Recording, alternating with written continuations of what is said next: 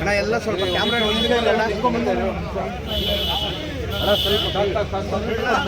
ಒಂದು ನಿಮಿಷ ಮಾಡ್ಕೊಳ್ತಾರೆ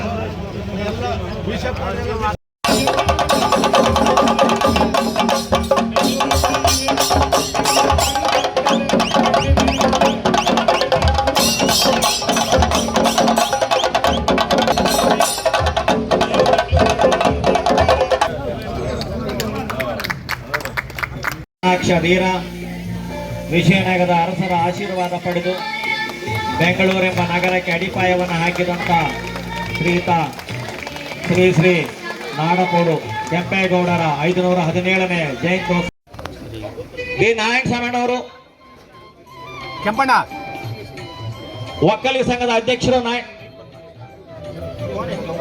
ವಕೀಲರ ಸಂಘದ ಅಧ್ಯಕ್ಷರು ಕಾರ್ಯಕ್ರಮ ಮುಕ್ತಾಯ ಆಗಿಲ್ಲ. ಎಲ್ಲರೂ ಎಲ್ಲಿದ್ದರೂ ನೆನೆಸ್ಕೊಳ್ಳಿ. ಈಗ ಗಣ್ಯರಿಂದ ಮಕ್ಕಳಿಗೆ ಪ್ರೋತ್ಸಾಹ ನಡೀತಾ ಇದೆ. ಅದಾದ್ಮೇಲೆ ವೇದಿಕೆ ಕಾರ್ಯಕ್ರಮ ಅಂತಿಮ ಆಗ್ತದೆ. ದಯವಿಟ್ಟು ಎಲ್ಲರೂ ಕುತ್ಕೊಬೇಕು.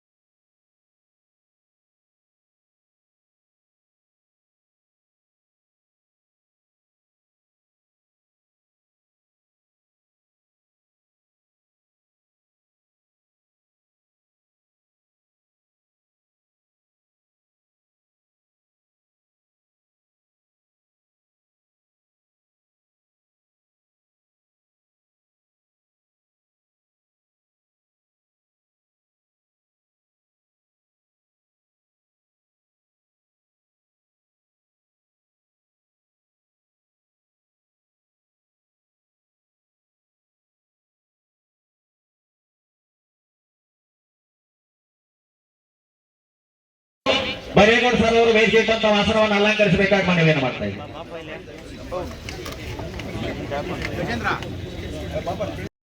ಎಲ್ಲರೂ ಕುಲಬಾಂಧವರು ಒಗ್ಗಟ್ಟಿನಿಂದ ನಡೆಯೋಣ ಅಂತೇಳಿ ತಮ್ಮದೇ ಆದ ರೀತಿಯಲ್ಲಿ ಮಾಹಿತಿಯನ್ನು ಹಂಚಿಕೊಂಡಂತ ಶ್ರೀಯುತ ಆನಂದ್ ಗೌಡ ಸರ್ ಅವರಿಗೆ ಆಚರಣಾ ಸಮಿತಿಯ ಪರವಾಗಿ ಗೌರವಪೂರ್ವಕ ಸಮರ್ಪಣೆಯನ್ನು ಅರ್ಪಿಸಿದ ಗೌರವ ಸಮರ್ಪಣೆ.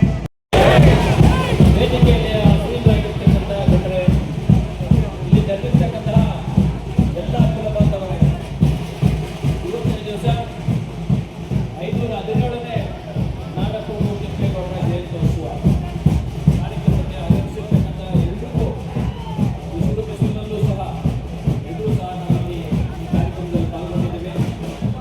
ಇವತ್ತಿನ ದಿವಸ ಆ ಪುಣ್ಯಾತ್ಮನ ನೆನೆಸ್ಕೊಳ್ತಕ್ಕಂಥ ದಿವಸ. ಯಾಕಂತ ಹೇಳಿದ್ರೆ ಬೃಹದಾಕಾರವಾಗಿ ಬೆಳೆದಿರ್ತಕ್ಕಂತಹ ಕೇವಲ ಕರ್ನಾಟಕದಲ್ಲ, ಅನ್ಯ ರಾಜ್ಯದವರಿಗೂ ಸಹ ಒಂದು ಆಸರಿಯನ್ನು ಕೊಟ್ಟಿರ್ತಕ್ಕಂತಹ ನಮ್ಮ ಹೆಮ್ಮೆಯ ಬೆಂಗಳೂರನ್ನ ಕೊಟ್ಟಿರ್ತಕ್ಕಂತಹ ಒಬ್ಬ ನಾಡಪ್ರಭು ಕೆಂಪೇಗೌಡರ ಜಯಂತ್ಯೋತ್ಸವ ಇವತ್ತು ದಿವಸ. ನಮ್ಮ ಶಿಕ್ಷಣದಲ್ಲಿ ನಮ್ಮ ಕುಲಬಾಂಧವರೆಲ್ಲರೂ ಸೇರಿ ಯಾವುದ ಪಕ್ಷ ಭೇದವಿಲ್ಲದೆ ಇವತ್ತಿನ ದಿವಸ ಈ ಒಂದು ಕಾರ್ಯಕ್ರಮವನ್ನು ಅಚ್ಚುಕಟ್ಟಾಗಿ ನೆರವೇರಿಸ್ತಾ ಇದ್ದಾರೆ. ಪ್ರತಿ ಊರಿನಲ್ಲೂ ಇವತ್ತಿನ ದಿವಸ ಪಲ್ಲಕ್ಕಿಯನ್ನು ತರೋದ್ರ ಮುಖಾಂತರ ಆ ಪಲ್ಲಕ್ಕಿ ಜೊತೆ ನಮ್ಮ ಬಾಂಧವರ ಒಂದು ಒಗ್ಗಟ್ಟನ್ನ ಸಹ ಇವತ್ತು ದಿವಸ ಶಿಬಿರಗಳಿಗೆ ತಂದಿದ್ದಾರೆ ಅಂತ ಹೇಳಿದ್ರೆ ಅದನ್ನ ಮರೆಯಲಾಗತಕ್ಕಂಥ ಒಂದು ಸಂಗತಿಯಾಗಿರ್ತದೆ ಇವತ್ತು ದಿವಸ. ಇಲ್ಲ ಹಿರಿಯರು ಹೇಳ್ತಾ ಇದ್ರು, ಕೆಂಪೇಗೌಡರು ಏನೆಲ್ಲ ನಮಗೆ ಕೊಡುಗೆಗಳನ್ನು ಕೊಟ್ಟಿದ್ದಾರೆ, ಅವರ ಸ್ಫೂರ್ತಿಯನ್ನು ನಾವು ತಗೊಳ್ಳೋದ್ರ ಮುಖಾಂತರ ನಾವು ಸಹ ಈ ಶಿಬಿರಗಳಲ್ಲಿ ಕುಲಬಾಂಧವರು ಯಾವುದೇ ಸಹ ತರದ ಒಂದು ಕಷ್ಟಗಳಲ್ಲಿ ಭಾಗಿಯಾಗೋದ್ರ ಮುಖಾಂತರ ಕೇವಲ ಜಯಂತ್ಯೋತ್ಸವ ದಿವಸ ಮಾತ್ರ ನಾವು ಒಗ್ಗಟ್ಟನ್ನ ಪ್ರದರ್ಶನ ಮಾಡಿದ್ರೆ ಸಾಕು. ಪ್ರತಿ ದಿವಸ ನಮ್ಮ ಕುಲಬಾಂಧವರಿಗೆ ಯಾವುದೇ ಕಷ್ಟ ಬಂದಾಗ ಎಲ್ಲರೂ ಸಹ ಪಕ್ಷಭೇದವನ್ನ ಮರೆತು ಎಲ್ಲರೂ ಸಹ ಒಟ್ಟಿಗೆ ಕೂಡಿ ಒಂದು ಪೊಲೀಸ್ ಸ್ಟೇಷನ್ ಆಗಿರ್ಬೋದು, ತಾಲೂಕು ಆಫೀಸ್ ಆಗಿರ್ಬೋದು, ಯಾವುದೇ ಕಷ್ಟಗಳಾಗಿರಲಿ ನಮ್ಮ ಕುಲಬಾಂಧವರು ಬಂದಾಗ ನಾವೆಲ್ಲರೂ ಒಗ್ಗಟ್ಟಾಗಬೇಕು. ಅವತ್ತಿನ ದಿವಸ ನಾವು ನಮ್ಮ ಒಗ್ಗಟ್ಟನ್ನ ಪ್ರದರ್ಶನ ಮಾಡಿದಾಗ ಅವತ್ತು ನಮ್ಮ ಕೆಂಪೇಗೌಡರಿಗೆ ಖುಷಿ ಆಗ್ತದೆ.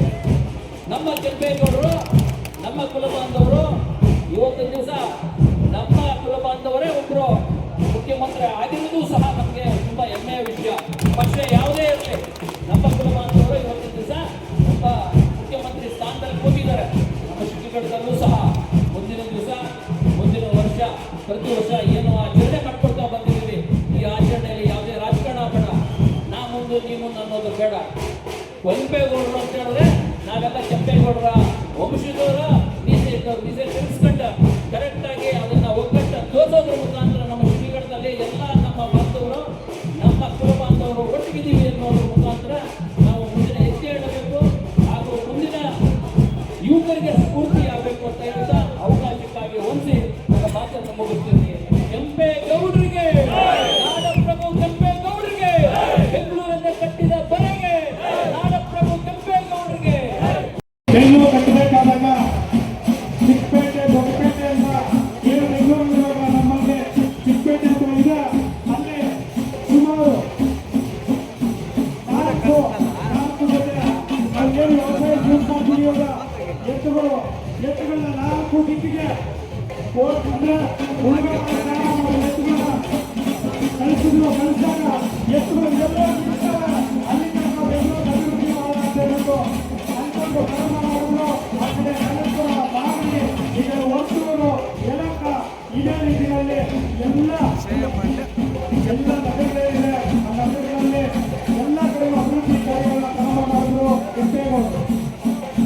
ಅದೇ ರೀತಿ ಬೆಂಗಳೂರು ನಿರ್ಮಾಣ ಮಾಡಬೇಕಾದಾಗ, ಒಂದು ನಗರ ನಿರ್ಮಾಣ ಮಾಡಬೇಕಾದಾಗ ಮೂಲ ಸೌಕರ್ಯಗಳು ಏನಂದ್ರೆ ಒಂದು ಊರಿಗೆ ಒಂದು ನಗರಕ್ಕೆ ಒಂದು ಉದ್ಯಾನವನ, ಒಂದು ನದಿ, ಅದೇ ರೀತಿ ಏನೊಂದು ಕೋಟೆ, ಈ ರೀತಿ ಎಲ್ಲವನ್ನು ಕೂಡ ಮಾಡಬೇಕು ಅಂತ ತೀರ್ಮಾನ ಮಾಡಿ ಈಗಲೂ ಕೂಡ ನಾವು ನೋಡ್ಬೋದು ಬೆಂಗಳೂರಿನ ಹೊರಗಡೆ ಎಲ್ಲಿದೆ ಸುತ್ತಲೂ ಕೂಡ ಪೂರ್ವ, ಪಶ್ಚಿಮ, ಉತ್ತರ, ದಕ್ಷಿಣ ಎಲ್ಲ ಕಡೆನೂ ಬೆಂಗಳೂರಿಗೆ ಕೋಟೆ ಇದೆ.